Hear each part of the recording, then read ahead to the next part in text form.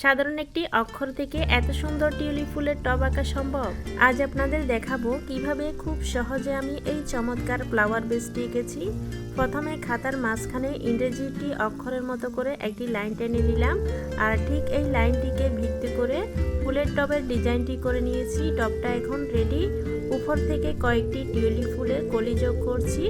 এরপর চিকন চিকন করে কয়েকটি পাতা এঁকে নিচ্ছি। সবশেষে সম্পূর্ণ ছবিতে কালার করে নেব। এখানে আমি কয়েকটি কালার যোগ করছি, দেখতে পাচ্ছেন অরেঞ্জ এবং পিঙ্ক আর গ্রিন কালার দিয়ে এই কয়েকটি কালার।